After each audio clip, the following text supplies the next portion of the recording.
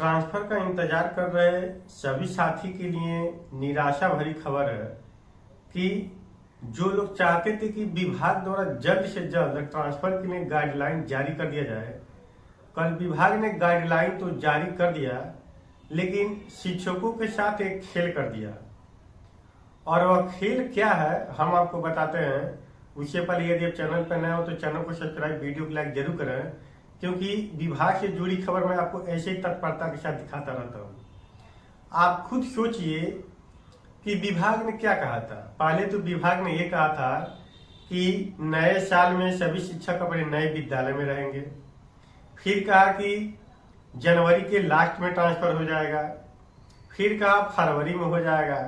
अब जब गाइडलाइन जारी हुआ है तो उसमें ट्रांसफर कब होगा इसका तो इसमें जिक्र ही नहीं है।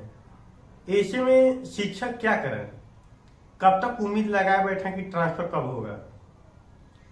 हम और आप जैसे शिक्षक तो ट्रांसफर का उम्मीद लगाना ही छोड़ दिए हैं। इसलिए जो गाइडलाइन जारी हुआ है उसमें कहीं भी जिक्र नहीं है कि कब होगा ट्रांसफर, बशर्ते उसमें ट्रांसफर को और क्रिटिकल बना दिया गया। और कैसे बनाया गया है देखिए, पहले विभाग ने यह कहा था कि जो भी ट्रांसफर होगा वह सॉफ्टवेयर के द्वारा होगा, और इस समय भी विभाग का वही कहना है कि ट्रांसफर सॉफ्टवेयर के द्वारा होगा। चलिए मान लेते हैं, लेकिन फिर वही 16 सदस्यीय टीम का गठन और फिर सारे शिक्षकों का दोबारा स्क्रूटनी, क्योंकि एक बार तो विभाग खुद कह रहा था कि सारे शिक्षकों का स्क्रूटनी हो चुका है। ऐसे में फिर कंप्यूटर के द्वारा उनको स्क्रूटनी करना है। ओके और नॉट ओके का इन्होंने विकल्प दे दिया है कि जिन शिक्षकों का ये ओके करेंगे उनका विकल्प खुलेगा, और जितने भी शिक्षक ने 10 विकल्प दिया है उसी के अनुरूप रिक्ति के आधार पर इनका ट्रांसफर होगा। ये तो बात हो गया। बात कर लेते हैं कि 10 विकल्प के बारे में। तो विभाग द्वारा पहले ये कहा गया था कि सारे शिक्षक 10 विकल्प दें, कम से कम 3 विकल्प देना था, ज्यादा से ज्यादा 10 विकल्प। और ऐसे में यदि 10 विकल्प में से कहीं भी विद्यालय उनको नहीं आवंटित होता है तो जो 10 विकल्प उन्होंने दिया है उसके अगल बगल देखा जाएगा। यदि 10 विकल्प में से उनको विद्यालय नहीं मिलता है तो उनके अगल बगल देखा जाएगा कि किसी पंचायत में जगह खाली होगा तो वहां पे भेज दिया जाएगा। और जो कल गाइडलाइन जारी हुआ है उसमें यह कहा गया है कि अगर रिक्ति नहीं होगा 10 विकल्प में तो आपका ट्रांसफर नहीं होगा। इसी चीज को लेकर के शिक्षकों में मन में थोड़ा सा असंतोष की भावना है और उन्होंने ट्रांसफर से उम्मीद लगाना भी छोड़ दिया है, क्योंकि ग्रामीण इलाके तो पहले भर चुके हैं, कहीं भी सीट खाली नहीं है। जिसमें TRE-1 का भर्ती हुआ, TRE-2 का भर्ती हुआ, कहीं भी सीट खाली नहीं है। शहरों में सीट खाली है।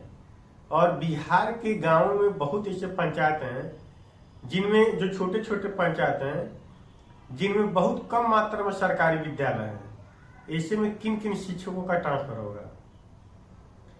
और बात रहा फिर कि जिस जिले में जितना सीट नहीं है उससे अधिक आवेदन आए हैं तो वहां पे किसका ट्रांसफर होगा।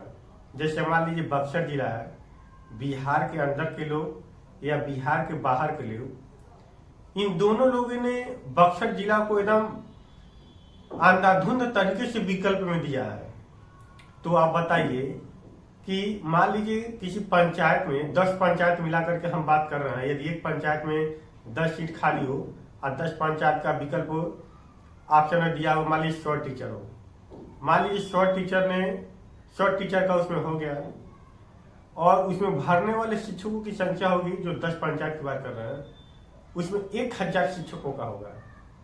अगर विभाग तत्परता के साथ भी ट्रांसफर करता है तो 1000 में से मान लीजिए 100 लोगों का ट्रांसफर होगा, बाकी के 900 लोगों का क्या होगा। पहले ये था कि अगल बगल के पंचायत उनको दे दिया जाएगा तो एक तरह से ठीक था, कुछ तो हम लोग दूर चले जाते, चाहे जो भी शिक्षक साथी थे अपने घर से दूर थे, कुछ तो वो दूर अपने घर के पास चले जाते। ऐसे में तो जो जहां है वही रह जाएगा। इसी लिए मैं कह रहा था कि विभाग ने ट्रांसफर को लेकर के खेल कर दिया। बात यह है कि जिनका ट्रांसफर होगा वो अंतर जिला वाले हों चाहे बाहर जिला वाले हों, जो जिले के अंदर वाले हो या जिले के बाहर वाले हो, दोनों जगह से डीओ का परमिशन लेना पड़ेगा कि आपके ऊपर कोई बकाया तो नहीं है। मेरा ये मानना है कि अगर विभाग को स्क्रूटनी करना था, उनको ये डिटेल चाहिए कि किन किन शिक्षकों का ट्रांसफर नहीं करना था, तो सिर्फ ऐसे शिक्षकों का डाटा कलेक्ट कर लेते डीओ ऑफिस से। हर जिला के डीओ ऑफिस से डाटा मांगा जा सकता था कि आपके जिले में जो आवेदन दिए हैं उनमें से कितने ऐसे शिक्षक हैं जो किसी न किसी रूप में आरोप से घिरे हुए हैं या विद्यालय में अनुपस्थित पाए गए थे या वेतन कट, मतलब जिनका जिनका अपने कैटेगरी बांटा हुआ था कि ऐसे शिक्षकों का नहीं करना है, वो ऐसे शिक्षकों को डाटा मंगा लेते और सॉफ्टवेयर में उतने लोगों का डाटा फिट कर देते कि इतने लोगों का ट्रांसफर नहीं करना है और बाकी लोगों का ट्रांसफर आसानी से हो जाता। इतना लंबा प्रक्रिया आपने दे दिया, इतना जटिल कर दिया कि शिक्षक खुद ही नहीं समझ पा रहे हैं कि हम आगे करो तो क्या करें, ट्रांसफर होगा या नहीं होगा, समझ में ही नहीं आ रहा है। जो गाइडलाइन कल जारी हुआ, कोई भी शिक्षक साथी हो, यदि आप उस पूरे गाइडलाइन को 6 पढ़ने का था, यदि पढ़े हो तो बताइए ना कि क्या कंक्लूजन निकला उसका। कोई निष्कर्ष नहीं निकला। वो गाइडलाइन किस लिए जारी किया गया था, हमको इसलिए लगता है कि जारी किया गया ताकि शिक्षक थोड़ा सा और धैर्य बनाए रखें, लेकिन कहीं भी जिक्र नहीं है कि किसका ट्रांसफर होगा, कब तक होगा। चाहे वो गंभीर बीमारी वाले शिक्षक हो, चाहे पति पत्नी वाले हो, चाहे दूरी वाले हो, चाहे उसमें महिला का हो चाहे पुरुष हो, बस उसमें ये कहा गया कि मार्च के अंत तक ट्रांसफर होगा। गाइडलाइन जारी हुआ, यदि उसमें डेट लिख दिए रहते वो लोग कि 31 मार्च अंतिम डेट है, इस तारीख तक हर हाल में ट्रांसफर हो जाएगा, तब भी शिक्षकों के मन में थोड़ा सा संतोष रहता। संतोष इसलिए नहीं है कि उसमें एक पॉइंट उन्होंने लिख दिया है कि 10 विकल्प में यदि सीटें नहीं रहती हैं तो आप जहां हैं वहीं रह जाएंगे।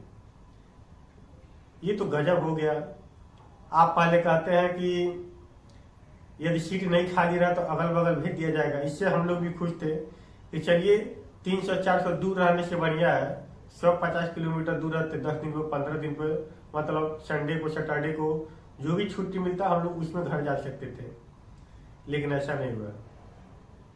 ट्रांसफर को लेकर के आपकी व्यक्तिगत राय क्या है? ये जो मेरा व्यक्तिगत राय था मैंने आपको बता दिया। बाकी आपका जो राय हो कमेंट में लिखिएगा, साथ में चैनल को सब्सक्राइब करिएगा, क्योंकि शिक्षा विभाग से जुड़ी खबर मैं आपको ऐसी तत्परता के साथ दिखाता रहता हूँ।